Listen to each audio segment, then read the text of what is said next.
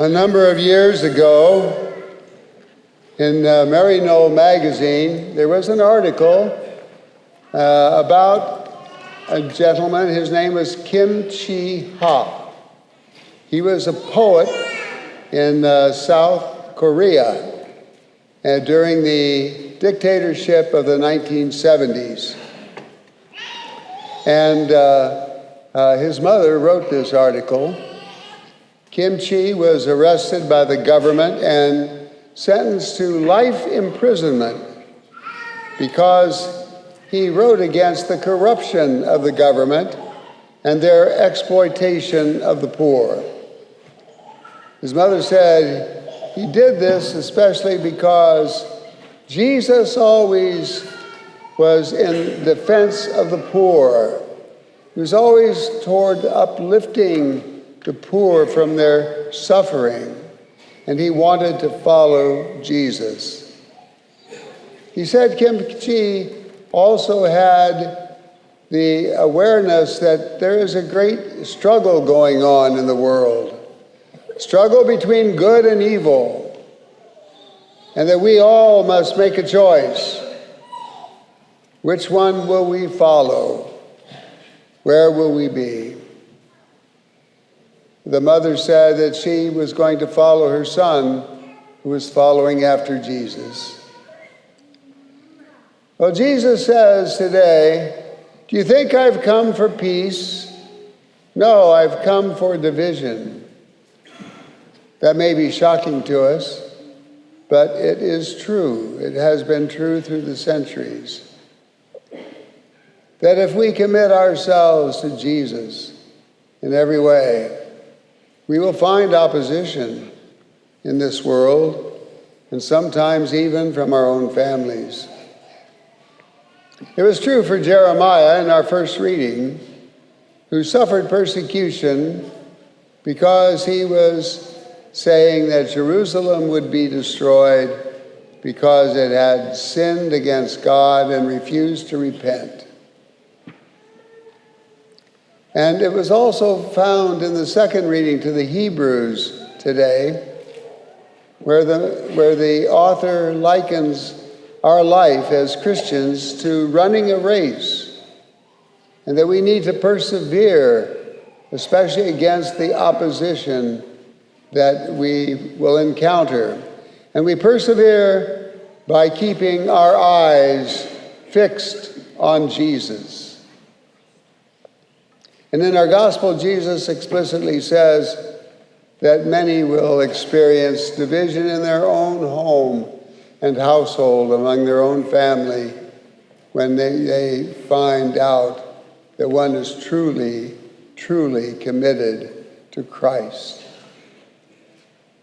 So there are many issues that we experience, and this was one of the reasons why Rome, ancient Rome, hated Christianity, because it tore families apart.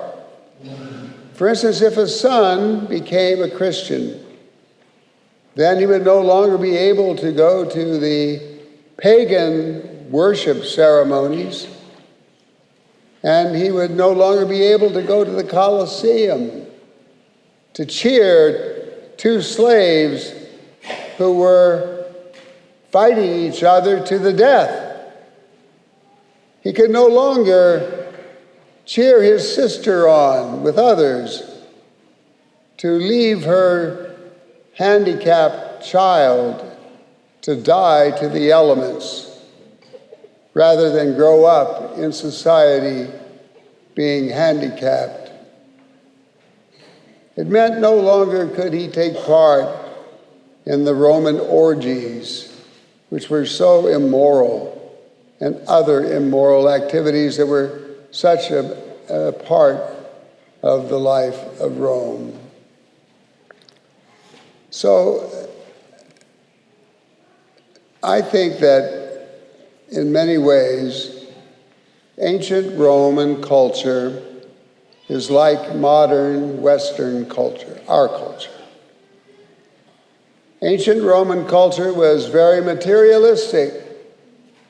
Everything had a value, and that was the materials of this world were the supreme values to run after. Ancient Roman culture was hedonistic, seeking to indulge itself in every form and shape.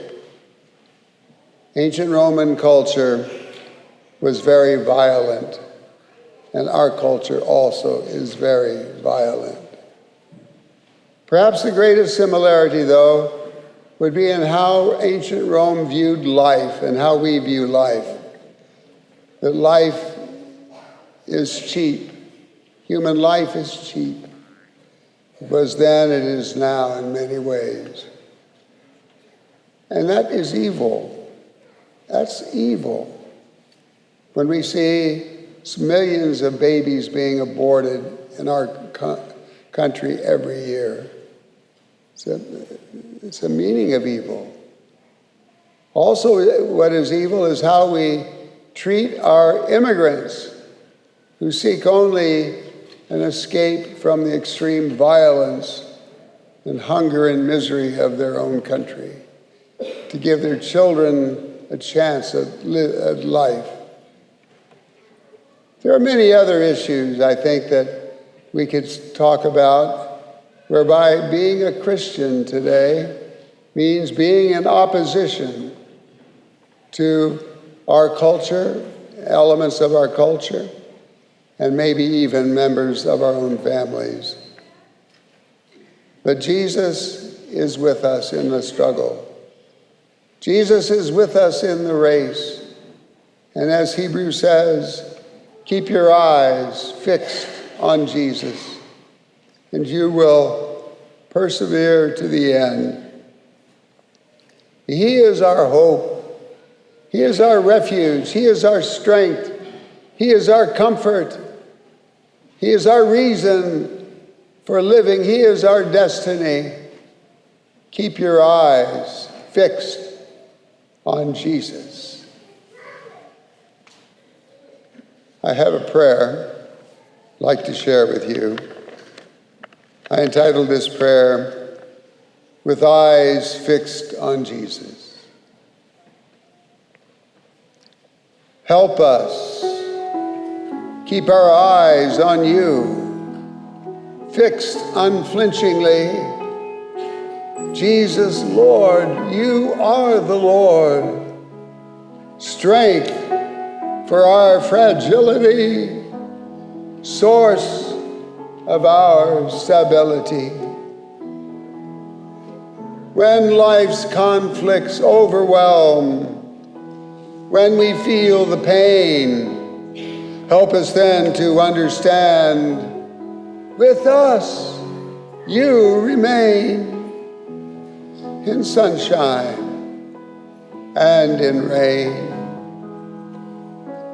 In time of doubt or weakness, Lord, when tempted to pursue what is evil, sinful, wrong, show us what is true. Keep our eyes fixed on you.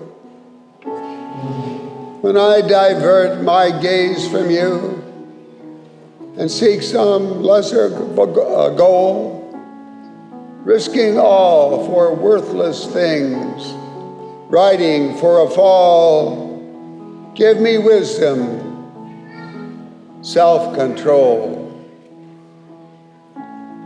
Give me courage to speak out when injustice threatens to hurt and harm your purpose, Lord. Show me what to do. Keep my eyes fixed on you.